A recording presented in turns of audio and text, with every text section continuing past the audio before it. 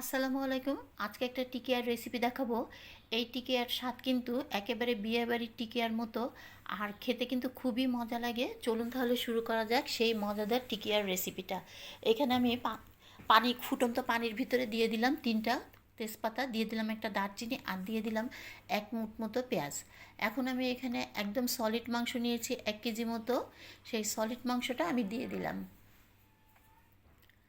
আবার মাংসটা সিদ্ধ হওয়ার জন্য আমি একটু অপেক্ষা করব। দিয়ে দিলাম লবণ। মাংস কিন্তু নরম করে সিদ্ধ করে নিতে হবে। আমার মাংসটা কিন্তু খুব নরম করে সিদ্ধ হয়ে গেছে, আর আমি এটা কিন্তু পাটা দিয়ে বেটে নিয়েছি। দেখতেই পাচ্ছেন এখানে কিন্তু আমি ছোলার ডালটা মিশিয়েছি। ঠিক এইভাবেই কিন্তু পাটাতে বেটে নিতে হবে। আমি এখানে 1 কাপ মতো ছোলার ডাল মিশিয়েছিলাম। ছোলার ডালটা আমি আলাদা সিদ্ধ করে নিয়েছি। এই ছোলার ডালটাই আমি এই টিকিয়ার সাথে মিশিয়ে দিয়েছি। এখন এখানে আমি দিয়ে দিলাম 2টো ডিম,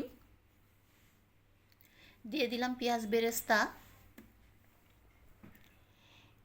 এখন দিয়ে দিব 2 চা চামচ মতো টিকিয়ার মশলা। এই মশলাটা কিন্তু অবশ্যই আপনারা দেবেন। এরপরে দিয়ে দিলাম 1 চা চামচ মতো জিরের গুঁড়ো, দিয়ে দিলাম 1 চা চামচ মতো ঝালের গুঁড়ো, আর দিয়ে দিলাম 1 চা চামচ মতো আদা। টিকিয়ার সাথে কিন্তু আদার ফ্লেভারটা খুবই সুন্দর লাগে। এখন আমি হাত দিয়ে কিন্তু খুব ভালোভাবে এটা কিন্তু মেখে নেব। যতটা পারবেন ততটাই কিন্তু নরম করে মেখে নিতে হবে। দরকার হলে একটু পানিও দিতে পারেন। এখন আমি এখানে দিয়ে দিলাম পুদিনার পাতা। পুদিনার পাতা দেওয়ার পরে খুব ভালোভাবে কিন্তু মেখে নেবেন। যতটা পারবেন হাত দিয়ে কিন্তু একটু কষলে কষলে মেখে নিতে হবে।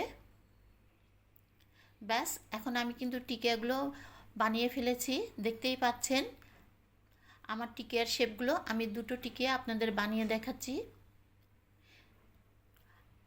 গোল করে এরকম হাত দিয়ে কিন্তু চাপ দিলেই কিন্তু সুন্দর একটা শেপ হয়ে যায়। টিকিয়া কিন্তু খুব বেশি মোটা বানাতে হয় না। দেখুন কতটা সুন্দর। আমি আরেকটা দেখাচ্ছি।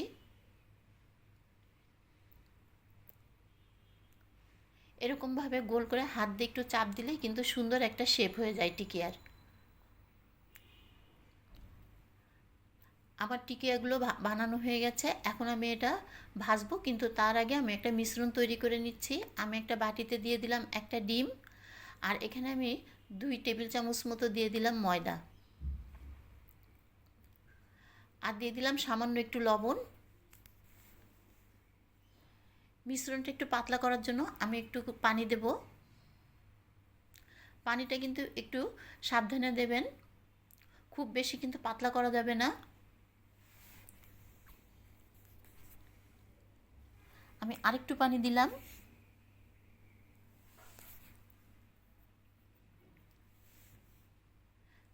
আমার মিশ্রণটা কিন্তু রেডি হয়ে গেছে। এখন আমি টিকিয়াগুলো ভাজবো। দেখতে পাচ্ছেন কতটা পাতলা আর কতটা ঘন। এরকমই কিন্তু রাখতে হবে মিশ্রণটা। আমার কড়াইতে তেল গরম হয়ে গেছে। এখন আমি সেই টিকিয়াটা দিয়ে দিলাম, টিকিয়াগুলি।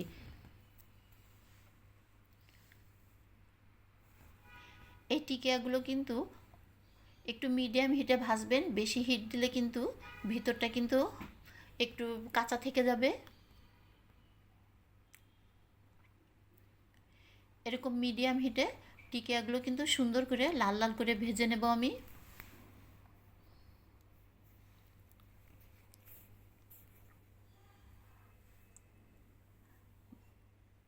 আমার টিকিয়া ভাজা হয়ে গেছে। এখন এটা আমি উঠিয়ে ফেলবো। টিকিয়াগুলো কিন্তু খুব সুন্দর করে ভাজা হয়েছে। আমি এরকম করে সমস্ত টিকিয়াগুলোই ভেজে নেব। ব্যাস, আমার টিকিয়া ভাজা শেষ। আর কিছু টিকিয়া আমি রেখে দিয়েছি, পরবর্তীতে ভাজবো দেখে। ভিতরটা দেখতে পাচ্ছেন কতটা সুন্দর। আর এরকমভাবে পাটায় বাটলে কিন্তু খুবই আশ্বাস থাকে, আর যেটা কিন্তু অরিজিনাল টিকিয়ার স্বাদটাই দেয়। রেসিপিটা কেমন লাগলো অবশ্যই আমাকে জানাবেন। ভালো লাগলে একটা লাইক, একটা কমেন্ট করে দেবেন। দেখা হবে পরবর্তী কোনো একটা সুন্দর রেসিপি নিয়ে। আজকের মতো আল্লাহ হাফেজ।